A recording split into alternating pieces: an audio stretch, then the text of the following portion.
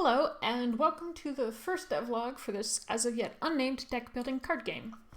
I started working on this game a few months ago and recently decided I wanted to work on it more consistently so that maybe I'd actually have a finished product one day. The point of this probably bi-weekly devlog is to hold myself accountable to making progress. We'll see whether or not that actually works. Without further ado, let's get into the basics of the game and the progress that I've made so far.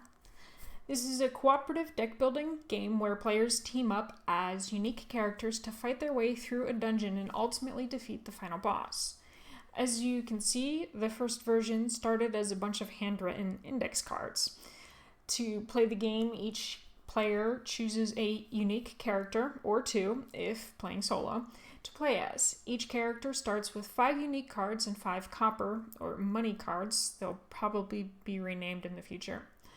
Each character also has a class, which can be shared by multiple characters. I started with only one class and 2 characters of that class to make sure that each character felt unique to play, even if they were in the same class, due to their unique starting cards and passives. For each class in play, the class market deck, which consists of many different action cards that follow the theme of the class, is shuffled and the top 4 cards are dealt out. These cards are only available for purchase by characters of that class, and cards are replaced as they are purchased. The shared supply piles, from which all characters can purchase, are created from 10 random or chosen supply cards. Each supply pile has 10 identical cards. There are also 3 base treasure cards that are always available for purchase. Finally, the players choose, randomly if they want, a dungeon and an adversary to face. Players take turns building up their decks, attacking enemies, and surviving attacks from the dungeon until they reach a condition that will allow them to face the adversary. Then they will take on the adversary.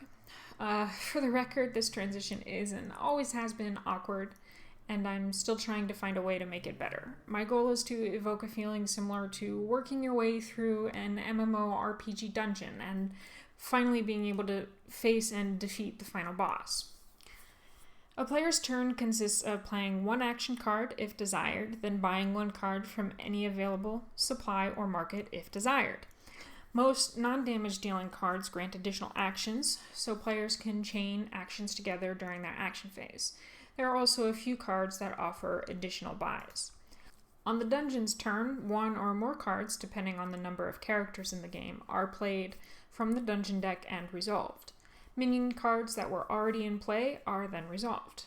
Once the adversary enters the game, its turn plays in much the same way as the dungeon, with the addition of the adversary itself having an effect that is resolved at the end of each of its turns. Each dungeon or adversary can also have unique passive effects. For example, this adversary, Venom Heart, adds a toxicity level to each character, which is increased anytime that character takes toxic damage and is decreased by healing the character. If all characters reach max toxicity, the game is over and Venom Heart wins. Turn order is determined by initiative. Originally, I wanted each target, including the adversary and all minions, to have its own initiative in an attempt to simulate a hectic battle with shots flying from every corner. On my first playtest, however, it quickly became apparent that this was just way too much to keep track of, so I limited initiative to characters and the adversary, the dungeon sharing initiative with the adversary. Minions, as previously mentioned, would go on the turn of the target that played them. During my first few playtests, I discovered several questions that are still, as of yet, unanswered. What happens when a character dies?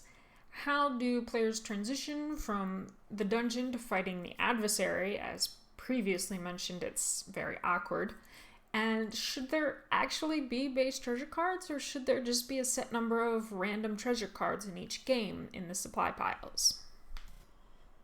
A couple changes I did make fairly early on were to change the starting decks to 4 unique cards and 6 copper cards because there were just too many actions to make use of and not enough money to put towards improving the decks. I also gave the dungeon some starting minions to make things more interesting because it was often several rounds before any minions even came out and there was nothing to attack until they did.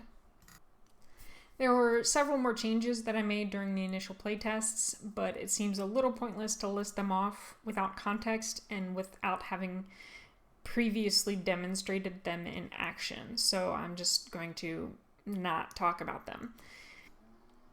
Eventually, I got tired of trying to shuffle bisected index cards and sketched up a design I could fill in and print out on thicker paper. I'm actually pretty happy with how it turned out, but it definitely needs a lot more work to make it into a final design. It's good enough for now, though. At this point, it's been a couple weeks since I've actually played the game, so I'm going to take the next week or two to get some playtests in and work out some more kinks. Hopefully, I'll be back soon with some exciting updates to talk about.